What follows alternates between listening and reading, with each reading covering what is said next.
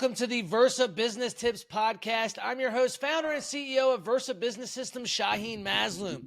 I'm really looking forward to speaking with our guest today. So Blair, he's a speaking coach from BBN Creative Management, and he helps entrepreneurs get started on their speaking career, but also help people grow their speaking career. You know, there's a true value in speaking, right? Getting in front of a stage, getting in front of hundreds or even thousands of your potential customers. And so, Blair, tell us a little bit about you, your company, what you guys do. Awesome. Yeah. Thank you so much for having me. Yeah. BBN Creative Management. And as you mentioned, I'm a speaker coach, manager, and a fractional COO for people who are leveraging speaking as part of their business. A lot of people, they want to get on stages. They recognize the value of paid speaking, and that's something that they think is just awesome. But I'm also really interested in how you leverage speaking as a platform, how you leverage speaking, as you talked about, getting in front of ideal clients and customers, not just what are you getting paid to be on that stage, but what is the value of that stage to you, and what is the ROI and the possible opportunities that it can create. So helping people figure out those different strategies, how to narrow their focus, and figure out how to represent themselves to the market. So I've been in the bureau world. I've been on all different sides, worked with Keith Ferrazzi as his chief of staff and speaker manager for years, and, kind of been in and out of different agencies. And so I finally started my own firm because I wanted to be able to help all different types of speakers. And unlike a lot of the agencies and bureaus where I worked, as you mentioned, a lot of the speaking is not just for, paid opportunities at a corporate event. It's an opportunity to be in front of ideal clients or customers. So some of that means you're not getting paid necessarily, or it's a barter, or it's something else. It's different models. So I've just been able to be on kind of different sides of the industry and see the different paths that you can take and help people figure out both a B2C and a B2B strategy for their speaking. Absolutely. Absolutely. So most of our viewers and listeners, they're business owners, right? So it's funny. I think most people don't even realize that, there's so many different types of stages, right? Like it's not always standing up on a stage in front of hundreds or thousands of people, right? We're on a stage right now. A podcast is a stage. A webinar is a stage. Going live on Facebook is a stage. So, talk about some of those different types of stages and, how businesses can really utilize that to increase their profits, to drive more attention to their business. I see people, doing videos and talking on, on Facebook Live all the time. And, they may not be getting the results that they need. So that's, kind of where you come in, right? Like, what are some tips that you can give people on getting out in front of more people and getting on more of these virtual stages from the comfort of their home or when they're out and about in the world, right? Like you don't have to schedule a week in advance and fly here and do all this crazy stuff. There's stages everywhere. So go into a little bit more about the different types of stages and how business owners can utilize them. Sure. Yeah, absolutely. And everything you said is absolutely correct. There's so many different types of stages. A lot of the things, it's helpful if you think about it, maybe what's in your control and what's like under someone else's control, what is like a third party or someone else kind of owns that stage. The things that you own, like you mentioned, your social media, how can you get your message out there? And obviously that's a very cheap and efficient way to do it. But like you said, you might not always be reaching the right audience. So I think you need to be really strategic even in your social media and think about, who am I trying to reach? And that's going to lead you to other types of speaking and stage opportunities. So like you mentioned, there is a lot of virtual opportunities and associations and groups, nonprofits that serve industries and they serve professionals. They may serve people that are your ideal customers, but that association's job is to educate and to provide different learning opportunities for their industry. So if you don't even, before you even think about going to a big event or sponsoring a stage or sponsoring something like that, you can even reach out to them and say, hey, can I do a webinar? Maybe you don't even need to sponsor. Maybe you just do that for free, or they pay you a small stipend, but it's to be in front of your ideal clients, talking about, delivering value and planting the seed of the opportunities of working with you. So every speaking opportunity, every stage is really just a way to invite people to that next step, figuring out how you're sharing your story or enough about what you do to get them interested in kind of learning more. So, you can take control of the ones that you've got and make sure that you're trying to message out and make sure it's very Right. clear to even your own network what you do and everything else. And then as you think about who you want to reach, you can build a strategy around getting in front of that audience and where do they gather? What kinds of media are they consuming? And how do you get to be now one of those people in front of them, sharing your thoughts and using that as a direct introduction into working with you and your business? Right, right. Now, you had mentioned getting paid for speaking.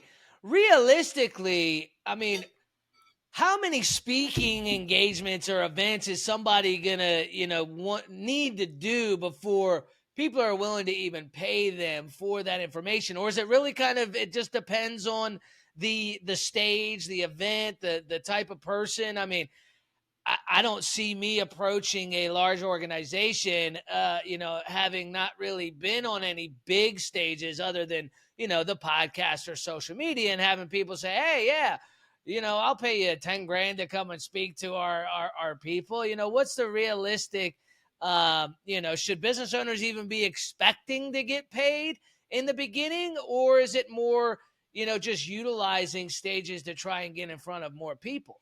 Or do we have to pay sometimes to get on the right stages? Yeah. So I think when business owners are getting started, it should always be about, what is the bigger ROI? And sometimes that might mean, yeah, they're gonna pay a small amount, they're gonna cover your travel, or maybe it's local. So you're pretty much investing your time to do it, but is there an opportunity there? Are you able to, even give out a free gift to lead collect, or can you even make a soft pitch or a hard pitch on a program you're offering, directly to that audience? Is there Right. something where you feel like it's a good strategic investment that's going to lead to more business? And in approaching every speaking engagement like that is what you should be thinking about. Along the way, if what you want to be as a paid speaker, you might not care who you're speaking to because it's just about the fee. But that's what I'm really like, to your point, there's not as many of those opportunities as there are all these other types of speaking opportunities.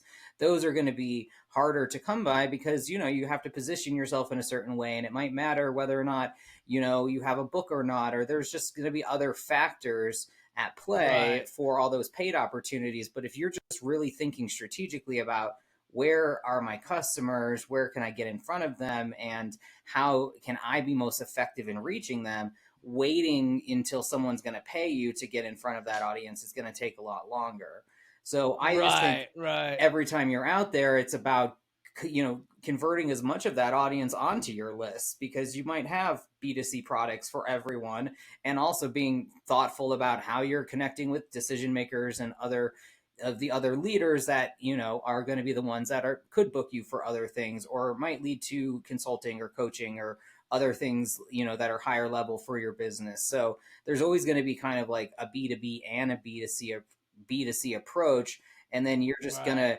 to try to negotiate as best you can for each opportunity what's going to be most valuable for you. Even Yeah. getting an email after the event might be the most valuable thing, so that you're in everyone's inbox immediately afterwards with your link Right. or something. So there's a lot of different things you can negotiate, even beyond a fee, that could be even much more valuable for your business. So you might not want to pursue that at all.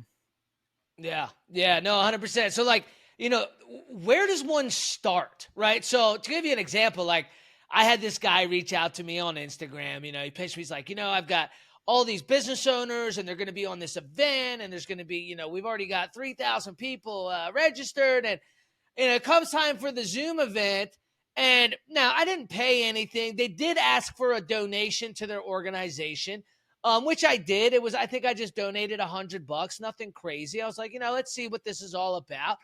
Um, and I get on the event, and there's, I think, 5 people on the Zoom, and 2 didn't have their camera on. One was the event coordinator himself, And there just really wasn't I mean, I did it to the best of my ability. I was enthusiastic. I shared the information they were looking for, and it was just it really was a waste of time. What are some pointers you can give to people out there, because there's so much BS online, and everybody's trying to make their event seem better and greater than it is, especially for the smaller ones, right? That are just getting started. How do you weed through the BS? But also, there's hundreds of thousands of stages. Like, where do you start? Yeah. like where I mean, where do you start? Yeah, and it's great. It's a fair question, and I always tell people, start with your warmest connections. Start with your school, your kid's school, your church, or whatever it is that might be in your local community. Even just to volunteer that you want to give a presentation or run a panel, or start volunteering to put some events together that allow you to do more of that. Leverage your warm connections with friends to do a lunch and learn at their company, or with other people, and like we're talking about, use your virtual platforms, because even if you're not getting a wide audience, at least you're going to get practice. And like that's why podcasts are also such a great, nothing better than speaking. The next best thing is a podcast. So getting your story out there, people can hear your different perspectives or your thoughts and ideas.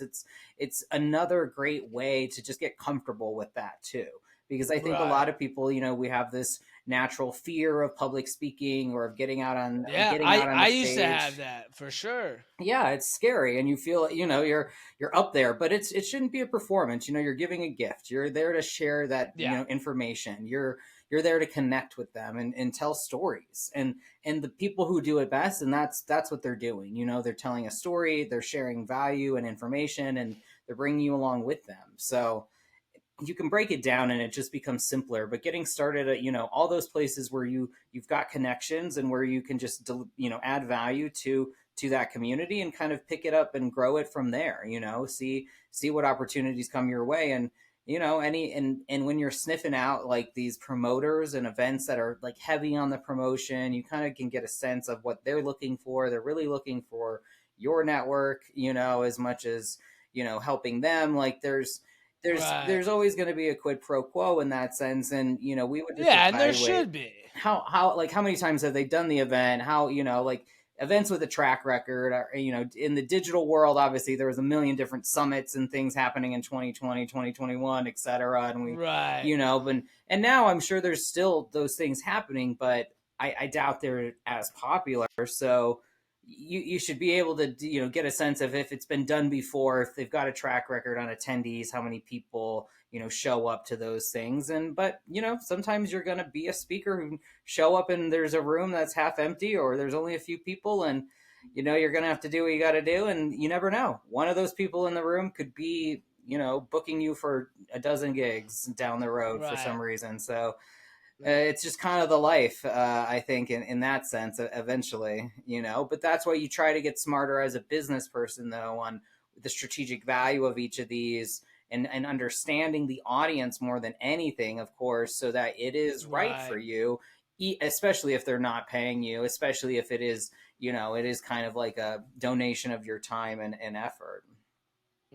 Yeah. So now you being a speaking coach, so you're helping business owners, or really anybody, um not just with creating their talk, right? Yeah. But also helping them get on stages or figure out where to go to get on stages. Tell us a little bit about what your company does and what that process looks like. But also, like, what kind of cost are we talking here, right? Are we talking like 50, 60 grand? It's going to take a while to recoup that? Or, is this something that you can kind of start slow and build up as you start to get some revenue back from speaking engagements? Yeah, and I usually start with 90 days for 5K. So I mean, I think it's a pretty low That's investment to get you yeah. started. Weekly coaching, and I have three different areas. So the first area is your speaker assets. This is what Right. I call like a sustainable speaker strategy. So first, it's your assets. How are we positioning you? All of the things from your speaker page on your website to a one-page PDF, just any of the things that we want to people to see that demonstrate, you as a speaker, your value as a speaker. So I Right. spent that first chunk of time is getting those right, tweaking those keynote topics and descriptions and takeaways, and looking at the real, video is obviously super important. It's how else are Yeah. they going to evaluate you? So Exactly. that's so getting all of those kind of things put together. Then the second of the three is the strategy. So now, where are we going with these assets? How are we best getting, based on your customers, who do we want to reach and leverage these assets with? Obviously, we're going to start with your warm network again, really milk as much low hanging fruit as possible from the people that already know you, but might not be aware of your Right. speaking, or, just need to be kind of made aware of these new things. And then how do we grow beyond it? And that's where we talk about, how do we grow your platform? What are the things you need to be doing on a podcast or in media or in other areas, depending on your focus, to be growing, that top of the funnel, basically. And then the third piece is, which informs everything else, is what are your products and services that are going to help you scale beyond the speaking. So we've Right. we've got the speaker assets, and that's going to help position everything else. So like I said, you might get out there in front of a company and be talking about leadership or, performance, and they might want to keep you, bring you back for high level coaching or doing workshops or something else, but everyone in that room might take your digital course. So again, it's figuring out that hybrid of B2C, B2B that allows you to really optimize all of your speaking and make it sustainable, because it's a Right. volatile industry. And if you're only Yeah. relying on paid gigs and there's nothing else supporting it, it can be, lots of ups and downs. So I try to help people from the Right. ground up figure out how they make it all work together. Not every event is going to turn into a million sales, but it's going to help, smooth the ups and downs. So those three areas are what Right. I cover, and we put together that strategy. And then I've been working with some clients longer and, continue on a monthly basis. But no, I think, the opportunity for me is that some people moves into more of a commission model. And if we can grow Right. together, then it's a win-win. For me, it's a low investment of what should be easy to recoup, but that, hopefully turns into a lot bigger things than just speaking fees down the road. Absolutely. Absolutely. So, you brought up courses. So for B2B, when I think back to like the events that I've been to and other business owners have been to, even on Zoom, what have you, courses is, I mean, everybody has products, but nearly all of them have some sort of course. Um, do you think that that is absolutely vital for an entrepreneur that's selling B2B to have a course to be able to sell and monetize, or can they just use it for lead generation, or does it, is it really kind of dependent on the person? Yeah, I mean, I think it should just be part of your strategy if it makes sense. It's passive income. So having products that, whether you push them hard or they're like, top of your funnel, either way, I think it gives people a way to step into investing with you that is Right. what makes it easier to sell them on the next thing. A lot of times Yeah. people want to come in, and speak, and then they're offering a coaching program or something else. And it might be a big jump for someone to go from zero to thousands of Right. dollars, but Hey, nice to meet you. Here's 10 grand. exactly. Let's, But yeah. okay, I'll pay $50, $100, a few $100 for this course, see what it's like, and then okay, like I would love their help. This course is helpful. I got to do it all myself. Now I would really Right. like their help. So I think it's just a way, especially if it makes sense in your like your product pyramid. There's no reason not to have something like that that can be passive and that can help get people into the customer journey that otherwise you would miss completely. But for some, if it is more B2B, maybe it wouldn't make sense. Maybe you want to keep that kind of behind a paywall, even more so for the corporation. So, I think things like books and courses should never be like your number one thing, because they're never going to make enough Right. money to be the number one Right. thing. So Yeah. at least make it part of a way that people can grow a relationship with you and your thought leadership and have them Yeah. available. They're going to help get you in the door for more, but they're not where you should put all your focus, because there, hopefully there's higher ticket things that are going to be Right. bigger earners. Right. Now, what do you think about free books? I've always been a big believer that an, a book at no cost, especially like an ebook, it doesn't cost you anything, Hmm. right? Give the ebook for free. If they want to buy a print copy, hey, just pay shipping and handling, right?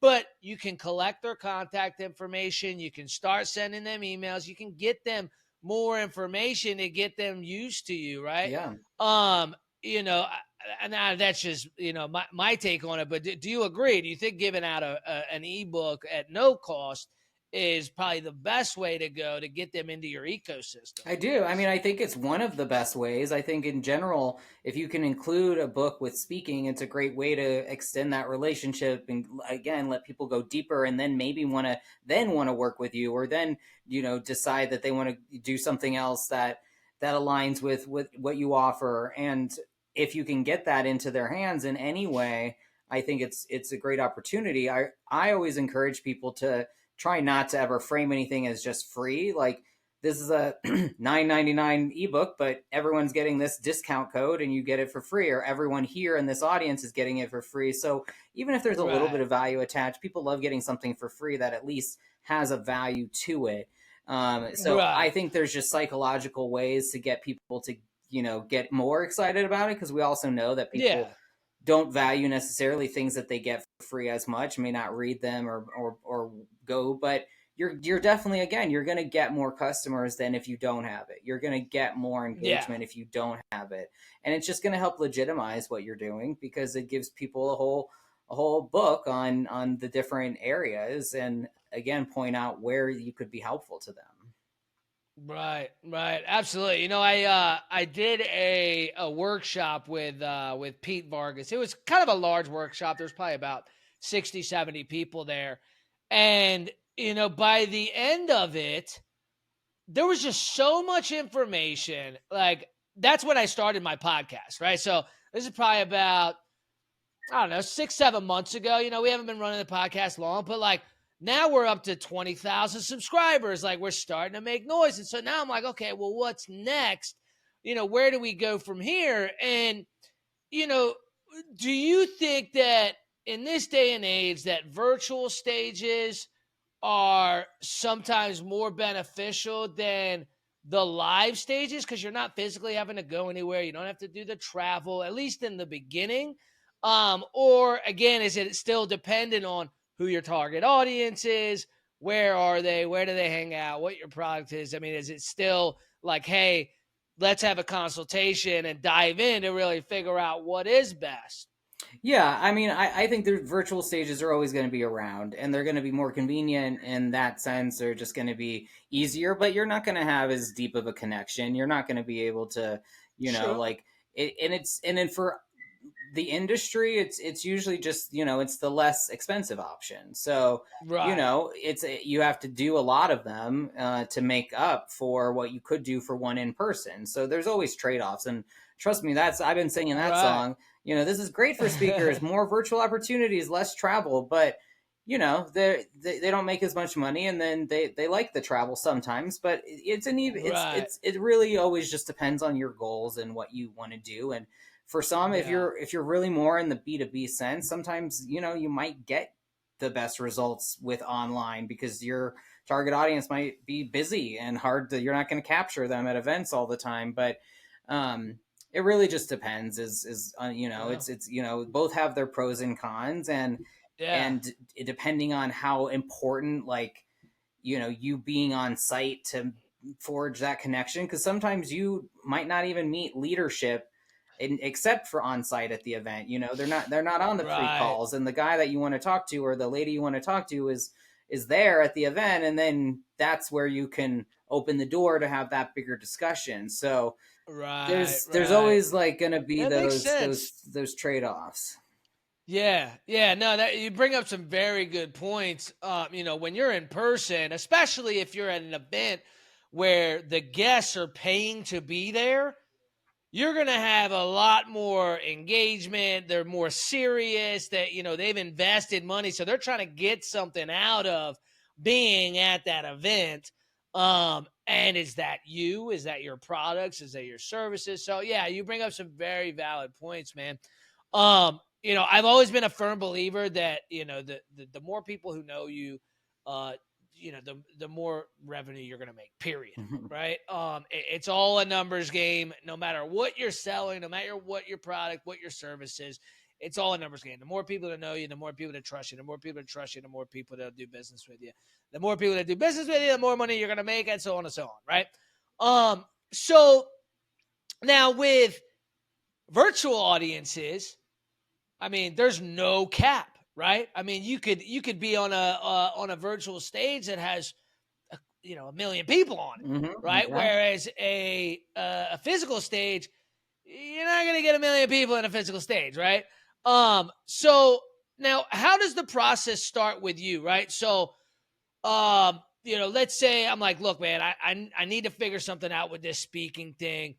Where do we go from here? How do these people get in touch with you? Like, what do we do here to start moving forward with our speaking career and getting better, speaking arrangements? Sure. Well, I'll start with where you can find me and talk to me. You can find me on Instagram and LinkedIn, Blair Bryant Nichols, BBN Creative Management, and my website, BBN Creative Management. And sign up for a free 30-minute call and ask some questions. Let me know where you're at, and I think you'll hopefully get some clear ideas on next steps. Right. Where I start and how I help you approach that is those three areas that I mentioned before. Some of you might already have stronger than in one area than others. Some of you might have really developed your keynote topics and have a really clear kind of idea on what you want to speak about, but you don't have any products or services. Some of you may just have products and services and no speaking assets or Right. things like that. So they all inform each other, but we always start with that main idea. We're going to start with the keynote. We're going to start with the talk, the thing. Like, that's how are we positioning you that makes you unique and special? What's your background and expertise and that makes you qualified to speak about this? And how do we craft that? Because then that's going to inform everything else. So it's just me Right. understanding, your ideal clients and your customers and some of your goals and how you want to be spending your time. It gets into that because that's hopefully what I'm helping you do is like structure a Right. career that allows you to spend your time doing what you love doing, which a lot of these people who want to speak, it's because they love it. They're not afraid of it. But Right. it starts there. And then we, building out the assets and everything else around that strategy. And then, kind of looking again at products and services, and hopefully it's an iterative process that you're always really evolving, because that's what it takes Right. as far as staying relevant in the keynote space. Absolutely. Absolutely. So with that 30-minute consultation with you, Yeah. right? So will you know during that conversation if, hey, this is a good fit for both of us, let's move forward, or hey, you should probably get some things figured out within your business or your talk or whatever first before we start working together? And how long, like, can you figure out, like, hey, based on that conversation, here's what your ROI should be by the time we're done with this 90 days? You should have a couple talks. And if we can get you a couple engagements that, get you 5 or 6 sales, here's what your ROI is going to be. Is there a way to kind of figure that out in that first talk, or does that kind of take some time to build out? Yeah, I mean, as far as nailing down the ultimate ROI, that might take a little more time to figure out. But I think in general, I know from the start kind of where people are at, and like Right. and if it makes sense that this is something they really should pursue because it's going to help their business, or because they have the idea to scale it beyond that. The people that are just trying to, how do I get paid to speak? And that's kind of like that's their total bottom line. I don't think Right. it's as good of a fit, because like I said, a lot of it is strategic. A lot of it is like recognizing the ROI might not just be a fee, or doing 100 Right. gigs. It might be doing 10 gigs where you make so much more because of the right 10 gigs instead of running around the Yeah. country to do 100 gigs and making, a fraction every time. Exactly. So No. in that first conversation, I usually have a pretty good sense of where people are at, and if they have as much clarity on those three things as they do, then the more that I could probably say more definitively, like how where we would start immediately. But usually I can Right. give people pretty much next steps, and it's always going to be, I'm an accelerant. Like, you're just gonna get more things done if you've got someone showing up with you an hour a week every week, moving things Yeah. along and making sure that you've got Right. things to show for it. It's coaching. I mean, if Yep. you can do a workshop or do a boot camp, and they can spray you with the fire hose, and then you're going to go and do it. That's why I set it up Right. for 90 days. It's not like we get it all done in a day. We let things Right. breathe and we get it done, but we're moving. By the Yeah. end of it, you should be leveraging these assets. You should be, Right. able to be kind of following through on the entire strategy, not waiting to Yeah. launch until that's over. Right. And just for the viewers and listeners out there, I'm gonna tell you something. The fact that he's only charging $5,000 for 90 days with weekly coaching, I paid more than $5,000 just to go to the Stages workshop. That was just a 2-day event, and then you're on your own. You know what I mean? Like, there was no coaching after. There was no like, hey, here's a book. We're gonna talk about all the information, and we'll give you some notes and answer some questions, and then that's it. So I think that for the value, man, like I'm definitely gonna give me that website one more time so I can make sure I include it in the Of description course, yeah. where we can schedule that consultation. Yeah, just go to bbncreativemanagement.com. It's right there on my website. bbncreativemanagement.com, and we can schedule the consultation, free 30 minutes with you, figure out if it's a good fit, and then we go from there, and hopefully start making some money. Yeah, yeah. I mean, it can be a really fast way to really grow your business, to make Yeah, to make a lot of money and bring in a lot more clients. So, yeah, for hopefully sure. you guys will check it out and be happy to help. Absolutely, man. Blair, I appreciate you hopping on with us and giving us the ins and outs of speaking and the true value of it. Man, I hope a lot of people take advantage of this and get on the horn with you, but don't fill up your calendar so I can get on there as well. I Will do. appreciate you, brother. My pleasure.